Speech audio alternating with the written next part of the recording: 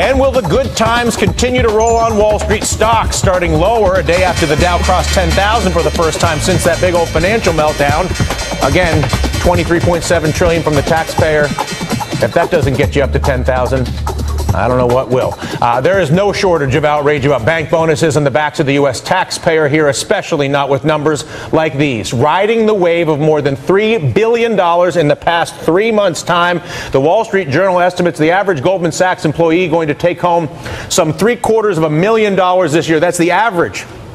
That's nearly double what they made last year. And why? And listen, if again, it makes total sense. And that's, again, only the average. Some are going to receive multiples upon multiples of that. We all know the story. Many of the other big banks, particularly J.P. Morgan, just extraordinary in their benefiting to the largesse provided to them by former Goldman Sachs CEO and Treasury Secretary Hank Paulson and current Treasury Secretary and former New York Federal Reserve Chief Tim Geithner. If you're looking to place blame, the man in charge of overseeing the bailout says the government is the one that dropped the ball. I could not agree more. In fact, TARP Inspector Neil Borofsky says it is actually this guy right here, Treasury Secretary Tim Geithner, who is, and I quote, ultimately responsible for failing to rein in bank bonuses. Take a listen. They didn't know the scope of those payments, that they were going to apply not just to essential personnel, but also to non-essential, people who worked in the mailroom, in the kitchen, in the file room. This was a failure. It was a failure of oversight by Treasury. Now, understand what he's referring to specifically. Goldman Sachs purchased insurance from AIG on $80 billion worth of home loans, all sorts of different things. AIG was running an insurance fraud. They were selling insurance, not just to Goldman Sachs, but to others, and collecting the insurance premium like you would paying for your car insurance.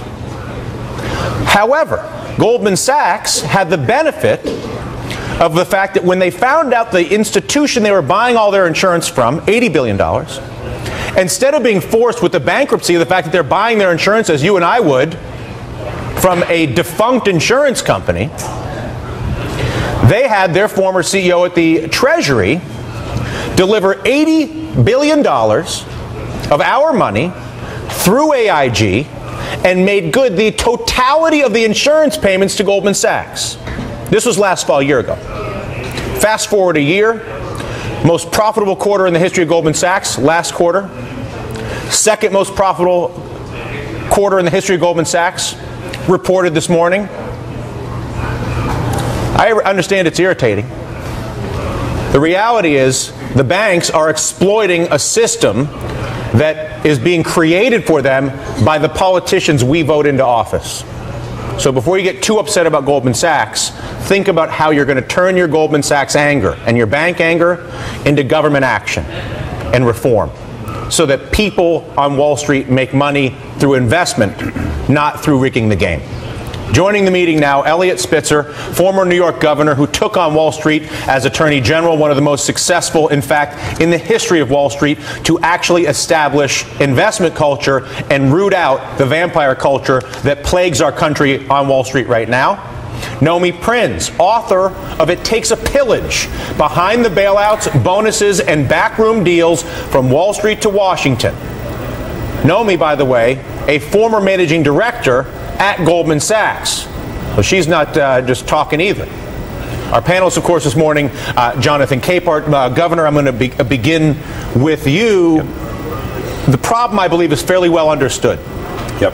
What can people do, particularly as we watch Barney Frank with House Financial Services right now and other aspects of reform? What can people communicate to the politicians, and how will people know whether our politicians are taking care of us? Look, Dylan, I think you're exactly right. To blame the banks is futile. They're playing the game by the rules that they are given. They have rigged the game, but right now the anger should be directed at Congress and the White House. A White House that has been led by Tim Geithner, who has done exactly what Wall Street wants. He has pushed all this money back to the banks. We are going back into a phase where we are recreating the financialization of an economy, not jobs, not real consumption. What they should do is call Congress and say, I want meaningful financial reform. But what is that? The thing that is, too big to fail. Too big to fail has got to end. The hedge funds that are buried within all the profits of the banks are coming from proprietary trading. Why are we guaranteeing their proprietary trading? We shouldn't be. Banks should be banks. Paul Volcker is the one who's got it right. Banks should be getting deposits and lending to businesses, not trading in the stock market, not investing overseas. And so we need a redefinition of what banks do, and then we can guarantee their deposits, not guarantee proprietary trading. That's fundamental structural reform. And we're not getting it. Goldman Sachs right now has, I believe, $50 billion in deposits that are insured by the U.S. taxpayer. Well, no, it goes beyond that. They are using as a speculative toy to pay themselves with. Proprietary trading is what is driven in the bond market and the equity markets, has driven Morgan and Goldman Sachs's profits, not their consumer spending. Credit cards are a problem. Mortgage defaults are up. So what they're doing is making money because the Dow is going up, driven by all the liquidity we're pushing in. We're not getting the reform, pushing money to drive the real economy. Overseas is doing that, and that's why China and the Asian economies are booming. Be as specific as you can be. We know too big to fail is a problem. I think we're coming to understand some of the things the former governor just explained to us about the exploitation of taxpayer-subsidized capital held at Goldman Sachs by the billion that they use for proprietary trading. What specifically, for any individual who is pissed off, who sees all of this, and they're frustrated because they don't know what to do? They can yell at the table till they're blue in the face, nothing happens. They watch the legislation come out, they can't even get an exchange for credit derivatives in the Barney Frank bill without a ton of exemptions, okay? Which is basically, we'll get to that one. What specifically would you have to see come out of Washington, either the White House or Congress, to know that the taxpayer, for the first time maybe ever, is actually being protected by the people we pay our salaries to in taxes every hour that we work? Well, the main thing sort of echoes what the former governor just said. Basically, we need to break up the banks. We need to reinstate something like Glass-Steagall, which was an act that was passed in 1933, precisely because the investment banks, the banks that took risk, wrecked the economy, hurt the rest of the consumers and the general population within it. And the government didn't want to back that, and it shouldn't have to back that. And what we had in the last year, particularly starting last fall, when Tim Geithner was the head of the New York Fed and now continued into the Treasury Department, is this idea that we're substantiating that risk in those trades because with the repeal of Glass-Steagall in 1999, investment banks and commercial banks get to merge together, and the result is we, the consumer, we, the government, we, the public, are backing that risk. So the number one thing to tell Congress is, however you word it, is break up the big banks. Make the boring ones the ones that we deal with. You can back those to help consumers and the general population.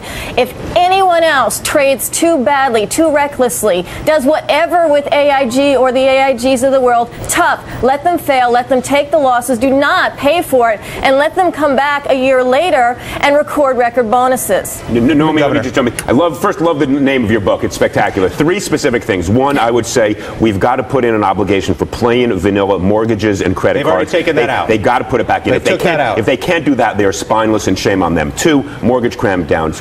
Bankruptcy judges have got to be able to rewrite mortgages. It's the only way we will save homes for millions and millions of Americans. It's outrageous that they showed, again, no spine months ago when they caved on that. 3rd, change the governance of the Fed. All of this came back to the New York Fed. It was an institution owned, run, dominated by the banks. Tim Geithner did exactly what they wanted. That's exactly what's continuing right now. Fundamentally changed the way the New York Fed is governed. This